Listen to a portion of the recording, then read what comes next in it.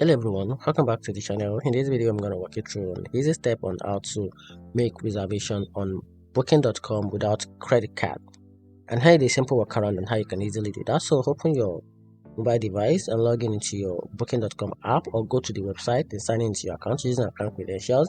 Then from there, search for destination, travel date and numbers of guests. Then after that, tap search to view available properties. Then use the filter and scroll down to find the no prepayment needed or credit card needed.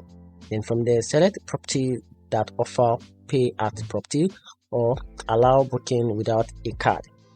Then tap reserve or book now. Then fill in your name, your email and other guest details. Then skip the credit card section if it's not required. Then after that, tap confirm reservation, and that's it. Your booking is complete and you will pay at the hotel or property when you arrive. And that's how you can easily make reservation on booking.com without a credit card. Hope you find the video helpful. If you did, turn on the notification button and subscribe for more.